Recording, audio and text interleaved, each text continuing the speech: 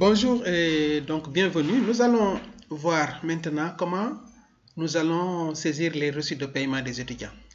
C'est très simple, donc vous allez à orbit.sn, vous vous connectez à votre compte de gestionnaire. Et là maintenant, pour le reçu des paiements, vous allez aller à comptabilité. Ça se passe à comptabilité, c'est tout à fait normal. Donc je vais à comptabilité ici et je vais cliquer sur reçu de paiement. Une fois que je clique sur reçu de paiement, donc il y a la fenêtre de saisie des reçus de paiement qui va s'afficher. Ici, en passant, j'ai les paiements qui vont s'afficher en bas. La liste des paiements vont s'afficher. Donc, la liste des paiements qui va s'afficher ici en bas. Et ce que je dois faire pour ajouter un paiement, c'est cliquer sur ajouter ici. Toujours en haut à droite, vous avez le bouton qui vous permet d'ajouter quelque chose, que ce soit des étudiants, des paiements, etc. Donc ici, je clique sur ajouter nouveau paiement. Donc je clique sur ajouter nouveau paiement et je dois quand même retrouver l'étudiant qui a fait ce paiement. Je peux déjà sélectionner simplement ici la classe. Et une fois que je sélectionne la classe, j'ai la liste des étudiants de cette classe-là qui apparaît. Ici, donc, j'ai un exemplaire, c'est lui qui est automatiquement sélectionné, évidemment. Voilà. Et je vais donc saisir ici les paiements. Je mets le titre, par exemple, je mets le titre, je mets mensualité. Je peux ajouter une petite description. Par exemple, si c'est la mensualité de ce mois-ci, la mensualité donc du mois de mai 2022, je saisis. Pas la peine de passer par autoriser les paiements partiels. On va directement saisir donc le montant ici.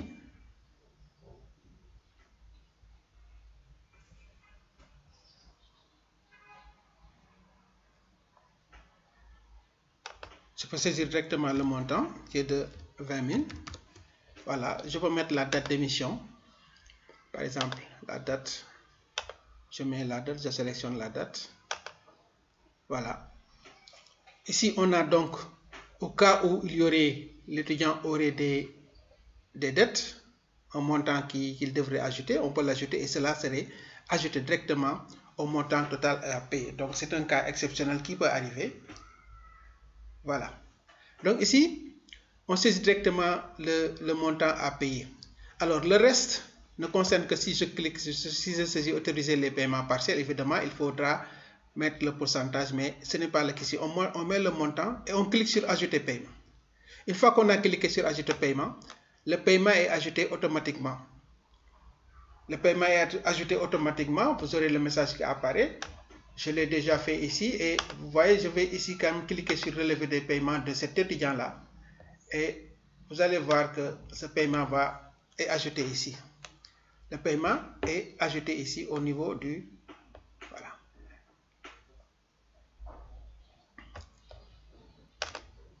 D'ailleurs, ce que je vais faire, je vais ajouter un nouveau paiement. Je vais ajouter le nouveau paiement complètement. Donc, j'ai mis 20 000 francs ici. J'ai mis la date d'émission, la date d'échéance. Et je clique sur ajouter un reçu de paiement. Je vais ajouter un nouveau reçu de paiement. Comme ça, vous allez voir. Vous voyez que ici, le message apparaît pour dire que cela a été payé avec succès en vert ici. Donc, cela est fait. Je peux maintenant cliquer sur... Je peux avoir les relevés de paiement de cet étudiant-là. Voilà. Vous voyez, les paiements de cet étudiant sont là. Le dernier paiement que je viens de faire, il est en statut impayé. Donc, quand vous saisissez un paiement, il reste en statut impayé jusqu'au moment où vous allez confirmer que ce paiement a été fait. Donc, pour cela, c'est très simple. Ce que je vais faire, je vais revenir sur reçu de paiement. Je vais revenir sur reçu de paiement et en bas, j'ai la liste des paiements. Voici le dernier paiement que je viens de faire. Je vais aller sur perception de ce reçu, le bouton perception, je clique dessus et là je vais confirmer que le paiement a été fait. Si le paiement a été reçu, donc il me suffit simplement de cliquer sur ajouter un nouveau paiement. Évidemment, je peux en profiter pour mettre une note additionnelle, par exemple le reçu de paiement. Je peux bien le mettre ici ou là, le reçu de paiement que j'ai mis, le reçu que je lui ai donné, que je vais lui donner en papier, le reçu en papier que je vais lui donner par exemple, puisque nous allons évidemment avoir une phase de transition où nous allons cumuler. Nous allons faire en même temps les reçus de paiement et numérique et les reçus de paiement papier. Et là, je confirme, ajouter un nouveau paiement et je confirme. Vous voyez, il me met confirmer. Êtes-vous sûr d'ajouter ce paiement? Je confirme. Si je confirme, la transaction se fait et vous voyez, paiement ajouté avec succès. Et voici le paiement donc qui est là. Il a été fait en cash parce que n'oubliez pas qu'il y a des différents types de paiements qui sont donc paramétrés, paiement en cash, paiement carte bancaire, etc. Lors du paiement, vous pouvez sélectionner le type de paiement. Et vous voyez ici, on peut imprimer ce paiement-là. Je peux cliquer sur l'imprimante ici et vous voyez, le paiement est là. Je peux donc ici voir que le paiement est affiché ici. Je peux avoir le reçu de paiement ici pour ce reçu-là et je peux l'imprimer pour ce reçu-là. Voilà. Donc vous voyez, une autre façon d'imprimer les reçus, c'est de venir ici, au lieu de l'imprimer directement ici, c'est de venir ici. Je vais le faire à partir de la reçu de paiement. Je clique sur reçu de paiement, voilà. Je reviens sur reçu de paiement. Je vais en bas, ici vous avez les reçus de paiement ici. Et pour cet étudiant-là, je clique ici. Et en bas, après les récapitulations qui sont là, j'ai ici le bouton. Et là, je vais l'imprimer en double exemplaire si je veux. Hein? Je vais l'imprimer en double exemplaire si je veux. Donc ici, vous voyez, vous avez donc deux reçus qui apparaissent sur la même page et évidemment vous pouvez cliquer sur le bouton reçu de paiement pour l'imprimer. Imprimer ici reçu de paiement pour l'imprimer.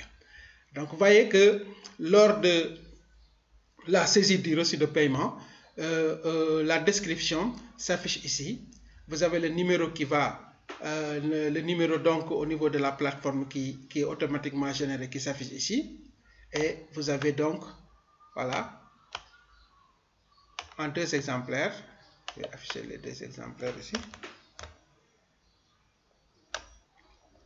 Voilà les 2 exemplaires et vous avez le montant payé, hein, le statut c'est payé qui apparaît, c'est très important quand même parce qu'encore une fois, le système génère des factures automatiquement lorsque vous avez paramétré que un étudiant paye mensuellement, mais il faudra aller donc confirmer et faire la perception du paiement. C'est ce qui fait que le statut passe de impayé à payé. Très simple donc pour la saisie des paiements pour chaque étudiant.